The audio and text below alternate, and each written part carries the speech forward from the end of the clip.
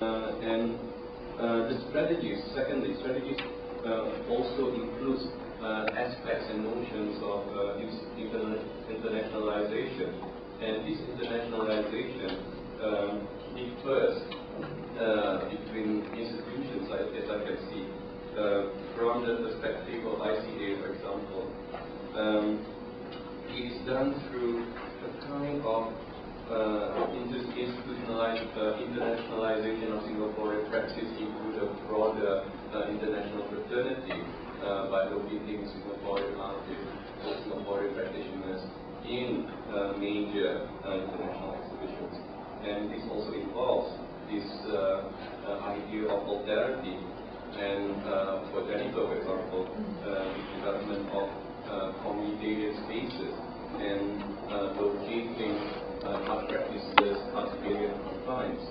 So these are some of the issues that we may look at perhaps during the Q&A. Not explicit. So that means I invite questions from the floor.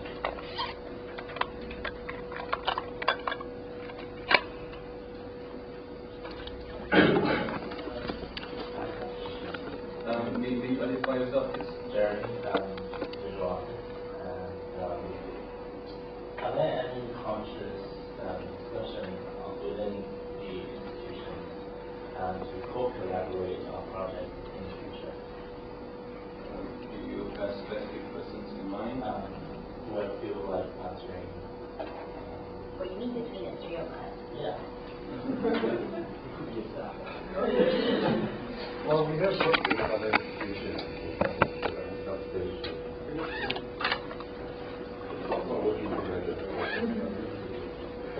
We work with something.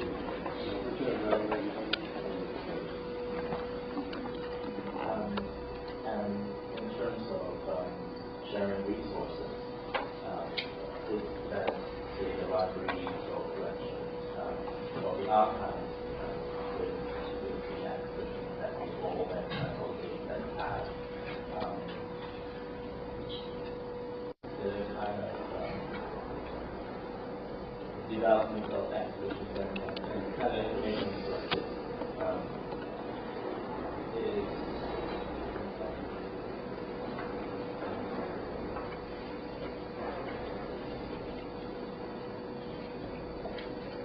the archives and for each exhibition with the public.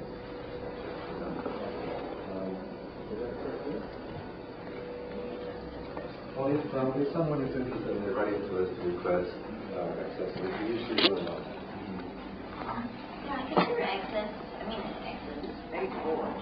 The access is controlled in various different reasons. For one thing, when the exhibition is on show, that's access.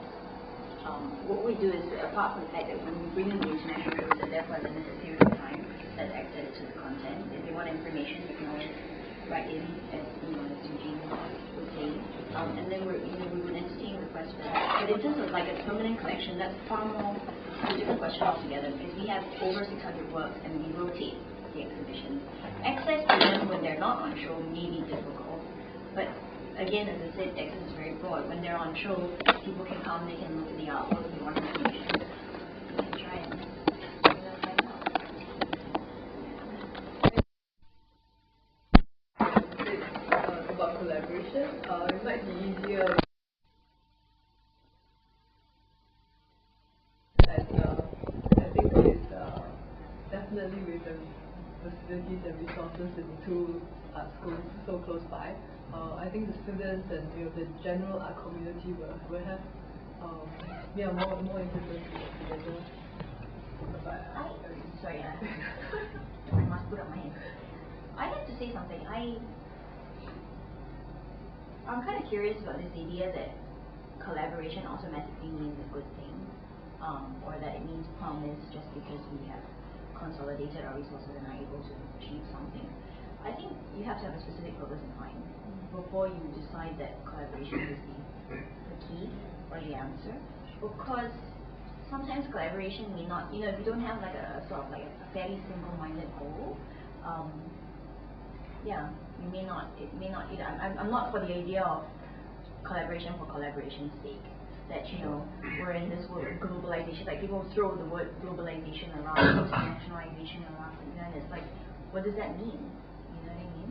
And I'm more for, and I don't mean deconstructing the entire exercise, but it just means that we really think through what are the, you know, the different purposes, the different ends that we can achieve by either working together or working separately for different areas. How would you define collaboration then? For yourself? How would I define collaboration? I think like a successful collaboration should have two people working towards the same end. Okay, then the resources would, you know, it's not just because he has $50,000, I have $50,000, together we have $100,000, we have more money to spend. It's more like what can we bring, you know, what kind of concepts and ideas we can bring to the table, how that may come. I mean, it's, you know, this is very sort of broad. I'm talking in the abstract, but what we can bring to the table and how that best fits and achieves really sort of like maximizing, if you like, potential. And that, you can only find that out when you sit down and you actually talk. But I'm not for this idea that, and you know, our government does this a lot, where, oh, we must work together, you know, now you have, sorry, I'm going to be very open here, having worked for the government before. But you know, oh, you know, now it's like when they have the arts fest or they have the visual arts, you know, any kind of big festival, they will invite people to submit materials, but we don't give you money, but you just tell us what your events are, and then we'll all put it all together, publicize it into a nice little brochure, and we call it the Singapore thing. So it's, you know what I mean, that to me is a kind of collaborative at a very elementary level, which is just like, oh, we'll get all these people to work together with us. You see what I'm trying to say? But it's not, to me, it doesn't have a substantive, you know, end in mind. Maybe on the term collaboration, I think the term collaboration requires a little bit more articulation, I suppose, both from you as a questioner, as well as what it entails for the various speakers here. So, for example, the term collaboration, from the perspective of P10, may be defined in communitarian terms.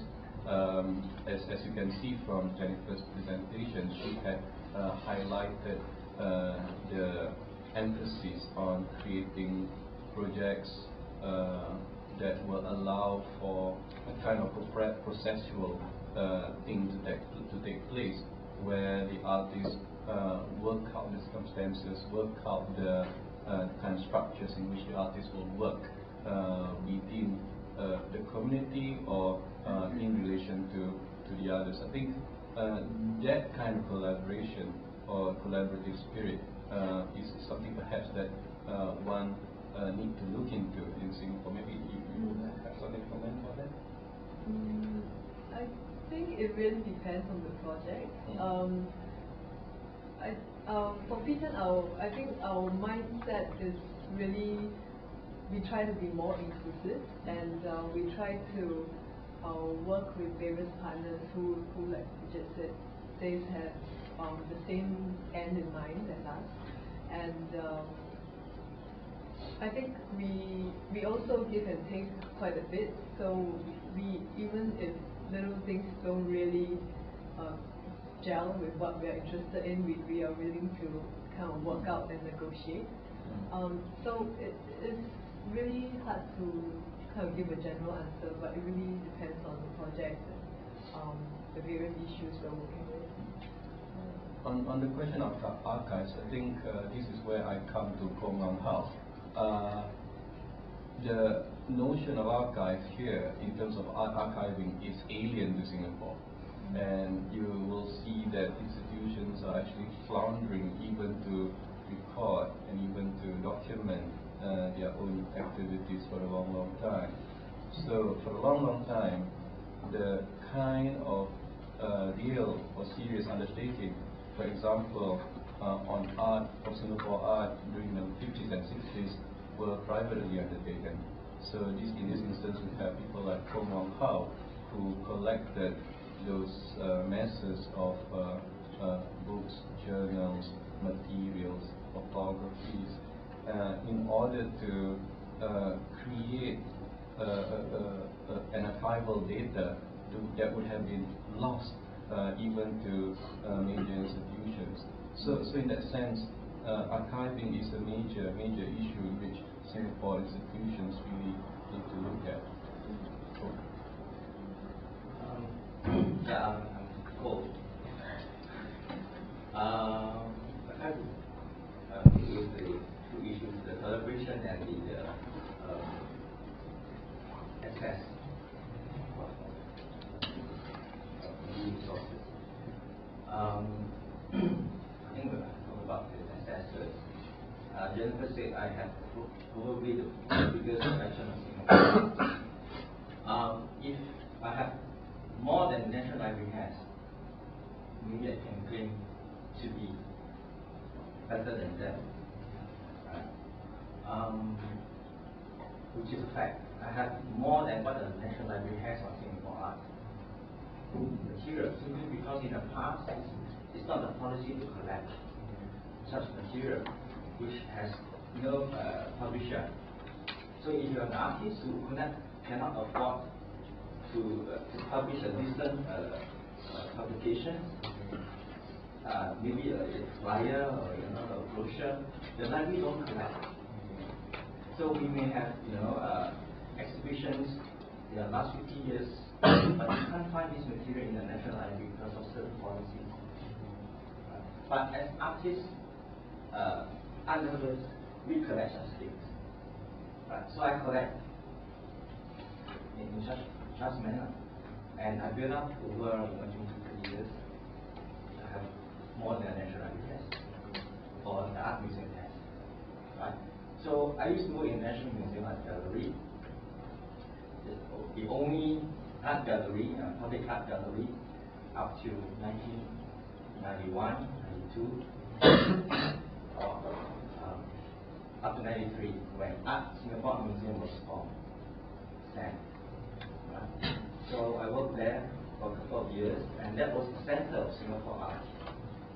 And also the kind of exhibition from foreign land, the one you saw in the ICA and NAFA gallery, the British Institute, the British Council, the Japanese Embassy, etc. They all went to the National Museum Art Gallery. Now they have choices, they have more choices. They can go to ICA, NAFA, and other spaces, big enough for them. But I noticed that they stopped going to the Art Museum. The British Council, the Arts Conseil, the British Institute stopped having shows at the Art Museum. Maybe it's a policy change, right? The Art Museum stopped having all these foreign shows, traveling shows, except some blockbusters, right? So they have no choice. They can't go to P10, they can't go to PKW, right? They may not come to NUS museums, right? Because the space are not suitable for them. So they have to go to ICA and go to NAFA. So I can see they still continue to have traveling shows. Right? So that way they collaborate with you. No, I have to disagree with that statement. We're not a passive partner. No, I mean there's this continuing collaboration. Yeah, but they're right? not. They don't come to us to have their shows at our place. We actively seek out different types of information, and in some cases we commission programs. Yeah. If we want something, we ask them for it. Okay, may I interject here? I brought up the term internationalization just now, just to bring up this tension between the notion of bringing in big international exhibitions and the notion of promoting Singapore internationally. So the question is whether it is a trade-off or it is a question of attempting to use forms of internationalization to allow for the promotion, development of Singaporean practices, curatorial and artistic. So that was why I indicated some of the, highlighted some of the exhibition perhaps that LASALE had undertaken in enabling such instances. Maybe, Eugene, maybe can you highlight, was it a conscious effort in attempting to define Singaporean artists internationally through those international programming? I think what we try and do when we promote Singaporean artists internationally is try and draw the attention of the international art world to artists and what they're doing here in Singapore. It's all very well. I mean, for example, of Indonesia, it's one of the most vibrant art scenes that I know in Southeast Asia. But at the same time, they're very insular. They don't really care about what goes on beyond their borders in many ways. At the same time, it's very difficult for international curators to show their work outside of Indonesia because of that. So what we want to try and do is really show that there are artists working here and that there are artists that are making interesting things that the world will find interesting as well. Because we think that's one way that the art scene here can grow, through making connections with artists and institutions overseas and being shown internationally. That's what we're trying to do. Question? Yeah, I would like to base maybe you want to I'm Ratna from Kuala Lumpur, from Gallup Petronas. Thank you for having such a lovely program. This is very exciting. I like to base my question on looking into the collection of NUS. I believe that after the separation of Singapore and Malaysia, the University of Malaya was uprooted from Singapore to Kuala Lumpur, and the division of the collection was brought majorly two-dimensional art to University of Malaya, and two-dimensional art was in the collection of NUS. This is particularly interesting because this year is the 50th year of Malaysia, and a lot of the repository of art lies in the visual arts and in the collection of NUS. Now this is a collaboration, international yet national. Yeah. I would like to see how this engagement will bring forth the idea of us together, and how that was projected, and how it can be in relevance to what it is now. Put aside that geographical, political boundary, put aside, and then look back into that engagement, and perhaps if art can be a bridge in closing the gap, I think that kind of collaboration, the working of curators on both sides, bring it up as national and yet international art event and program. We look into that. I mean, it's fantastic what you've showed just now, and I'm particularly impressed with the works undertaken by Peter. Now we work on that. Okay. Other questions? Can I just finish the second part? Second part. On because I used to work in the National Museum, so I have access to the library in the museum. So that's where I learned about Singapore art. And when I left the museum, I have limited access to institutions. That's my problem. I work as an independent researcher, so I have limited access to university libraries or even the art museum library. And if you search on the internet of Singapore artists, literally very little about Singapore's past.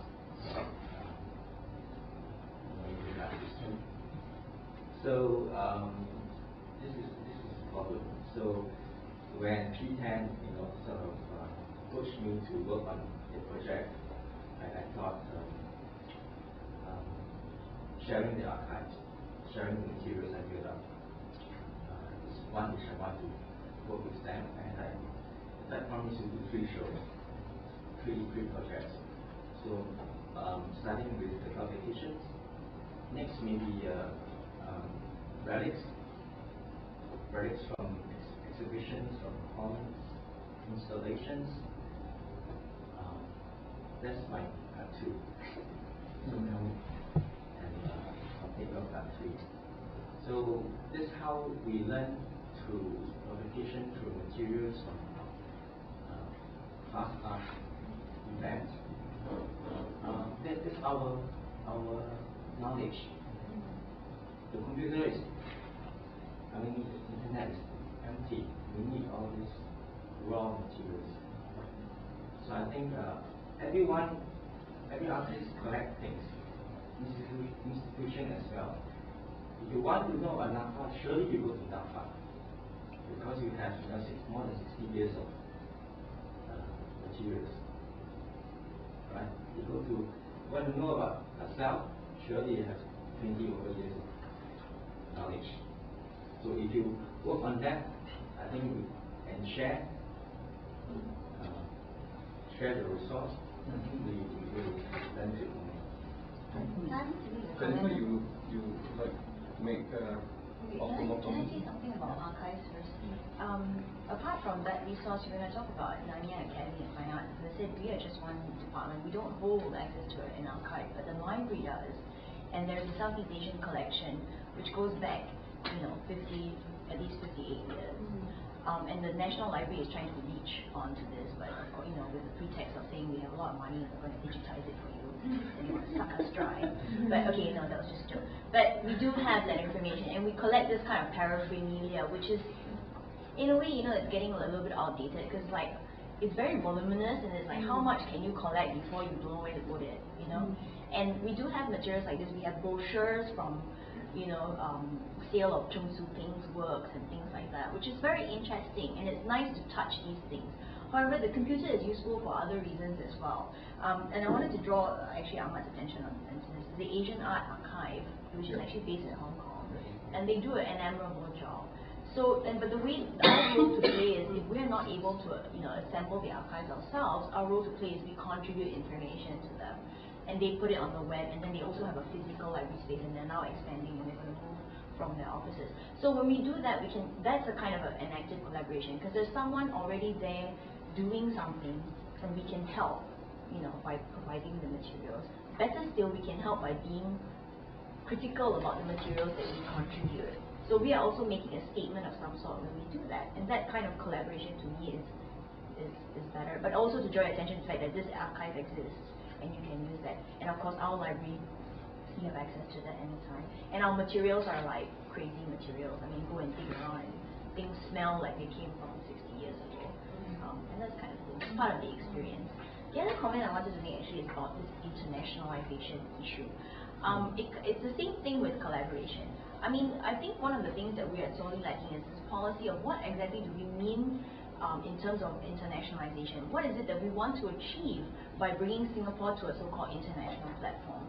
From the Nanyang Academy's point of view, or at least from the gallery's mandate, it's more like we concentrate on grooming the talent, and making sure they have the right exposure and the right information at hand. And I don't mean right as being totally exclusive and all inclusive and sufficient. It could mean just enough content, and of course they're going to get information from elsewhere, such that they are able to grow up with the right. When I say grow up, because we have diploma students that are 16 years old and nothing after they graduate. 3 years of being an artist, they're not an artist yet. They're an artist all their lives. So that they have that right information, that they're able to act. That's why we bring in international shows, and key international shows. So they have the right exposure, they have that kind of background in order for them to move out and do other greater things. How we define the criteria of making Singapore famous on an international scale is, you could spend like 6 hours here and or 10 years, and you still wouldn't. What's the purpose? I think is the question we should be asking. What's the purpose of saying there are Singaporean artists of doing this and that and the other? But how do we define? The MME saying things like we don't have a culture. Don't you just want to beat him up, right? Things, you know what I mean? These are the questions I think that the institutions have to answer or at least address. And so the same, I know I'm talking a lot, but the same thing goes that when we say internationalization, what is it for? And that's really important to me. I don't know. And that's why I think Jennifer's P10 is really important in that sense, where she's talking about how artists are losing touch with the real world. And you know what I mean? Doing things, making connections, creating partnerships such that the end goal is evident, that we are presenting some kind of cohesive message, that we are saying something, making a relevant remark about our place, you know, in this big whole what, you know, amorphous world we call the art world. I mean, she drew that. I thought that diagram was quite cute, didn't you? Yeah. Or we all see it. Anyway, yeah, shut up now. Cosmology of life. Can I go back to the archive? Yes, please. Okay, I think one of the reasons why we did Urata was really to highlight Cove's collection, and one of the really big concerns for us is that when Cove dies, which she always talks about, no one's gonna have this. I mean, it's just going into the rubbish bin. So, so then we come to this question of who then should be looking after this archive, this information about kind of national treasures, right? I think as P10 we can only do so much. We really need the major institutions to come in and try to solve this problem. Maybe Jennifer, can you also highlight ways in which you attempt to elicit the involvement of institutions to work with you, especially when you would argue that you have an archive as large as Coast and having as important a real importance to Singapore's national art. By that, by implication, then it would suggest that the involvement of the national institution will be key and critical eventually. How do you attempt to work through that and attempt to then elicit some kind of support or some kind of collaboration with major institutions? Actually, the archive is not ours. It's actually still Coast. Yes, absolutely. I understand that, because but you are the mediating institution. We are not really the mediating people, because basically what we wanted to do was really to highlight that this archive exists, and you know, for people who are really interested in these things, they should approach us or approach Code to try to work out some deal, right? I think with the project there has been enough noise that you know, the relevant organizations have actually kind of realized that there is this huge amount of information which nobody else has. Right? And what's the prospect now? Right now, actually, we are trying to work on an online version. So meaning we take the content and not the object. But so that is the other issue about archiving. Do you want to keep the content or do you want to keep the object? And there are really two different sets of problems. So we are trying to work on the online one. So far, has there been the major institutions, say the National Museum of Singapore, come to you and say we are interested in keeping the archives for posterity?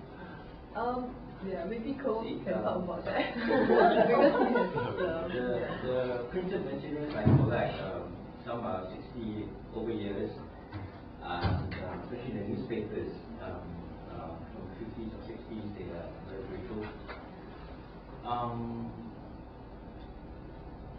To hold on to them, my two-room flat is full. Overflow. I stopped documenting events in 2000. I know I cannot remain anymore. My computer is, you know, I need to spend time to work on the existing archive material, especially the older period where the artists are still alive in the 70s or 80s. Then the contemporary artists, I let them do their own archiving because they're good at that now. They have the equipment, you know, all kind of resource to document their work. But in the past, artists don't document the work in that manner. So I have in my collections, materials of other artists as well. As well as those I found maybe in the flea market. Yeah. Then, the more I do my research with these old artists, the more I realize that should I be greedy to ask them for their collection? If they do give me, then I need another flat. Right? Then my question is, why don't the institutions whose role is to document this aspect approach them while they are alive? But sometimes the artists are not willing to give away while they are alive. Isn't it? So I learned how to convince some of them. You have Ting, she's only 60 and she has already 30 years of work. So we go with P10, say, you start documenting, spend another 10 years to document your 30 years of career. If you don't do that, the day you fall sick or not able to supervise the clearing of your own collection, some of these may be just rubbish, gone to waste. So I think collecting, yes, I have collected, but now I'm so afraid that one day my computer crash. Those things that I have scanned digitally will be lost. So I'm balancing, keeping the actual material as well as trying to serve people by scanning so that you can get my material quickly. Okay, so in the interest of time, maybe we shall have two more questions. Quick question. People are talking about archiving and also talking about exhibiting. Aren't they slightly sort of at odds with each other? I mean, archiving and collecting is like a sort of it's like looking after stray cats or something. You feel almost a pity for the past, whereas a lot of, say, contemporary art is built on sort of the wreckage of the past and in opposition to it. Yeah. I guess that comes right to the roles of institutions and what they should be looking into in terms of their dominant practices. Yeah, I think why we're speaking about the archive is because I guess I know you don't really call yourself an artist, but I think you can, from the projects you've been doing with P10 and what you've been kind of exhibiting, people are recognizing you as an artist, and this is what your work is about. No, but the idea is really about exhibiting more than archiving. We have an archive of our own activities and collections, but we're also trying to build upon this in a wider sense. But it's just in the early days. You have 60 years, 70 years of history. The gallery doesn't do that. I mean, the library's got all the information, so that's a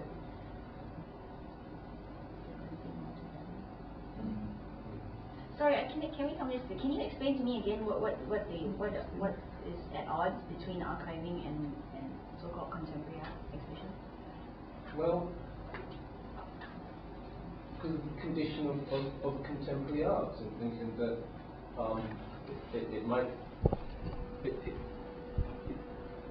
it's essentially at odds with stuff that's gone before. If you look at every major move in contemporary art, it's turned its back on the past. You might argue that, but essentially every sort of catastrophic move. I guess in some ways that's precisely the point. A lot of people have been arguing that contemporary practice is being done devoid of any forms of historical consciousness, and in some ways could, as the artist, not as the archiver, defines a particular idea of history as art. So it is quite interesting to see that Singaporean artists begin to take critical interest in Singapore history. It was unprecedented that, for example, the work by one of the social realists. The title is The Language Class. Had become so popular and so central in contemporary discourse in Singapore at one particular time. And it is because of that history that was rendered absent for such a long time that suddenly becomes, when it ruptures into scene, it becomes significant. So it is becoming important, I suppose. And archiving perhaps is one of the key critical features of contemporary practice. May not be regarded as highly important as for some institution, but well, it could be. I agree with Ahmad, and I think that it's very dangerous to make this argument in Singapore, especially because we are just we've just scratched the surface. Everybody talks about Singapore because it's like too much, too little, too soon. Like we've been around forever, and we've been around. We are a drop in the ocean at this moment. So to talk about contemporary art, it's having a life of its own or a reaction against what past if they're not even aware of so-called historical discourse or without historical consciousness. We are very, very young. If you compare us, if you want to talk about in civilization terms, we're nothing. We're fledgling.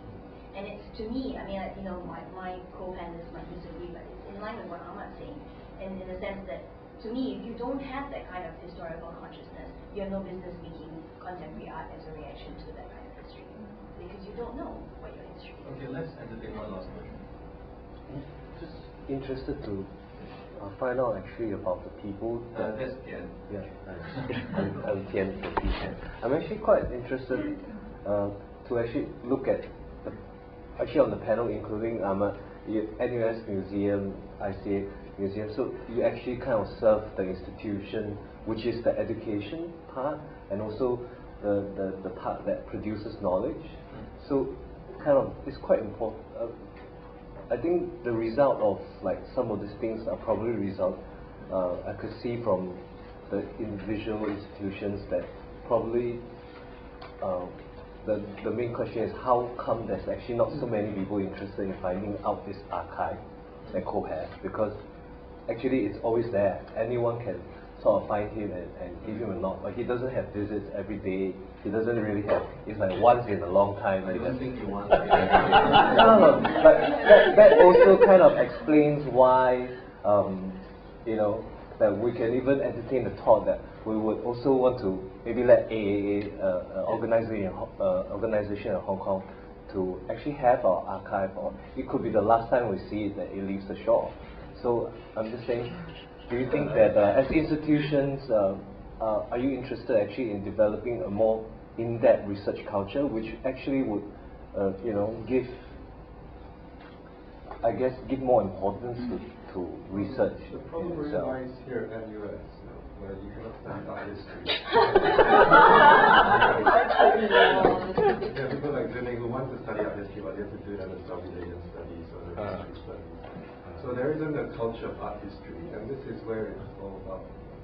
That's why I joined the museum. So that's why Briget and I had to leave the country to study art history, for example. They also didn't want us anyway. But Eugene's pointing out a very important aspect of policy making, which, we all think we can solve the problem by sitting here, and also in behind closed doors I can consult the government. But, the whole situation is that tomorrow,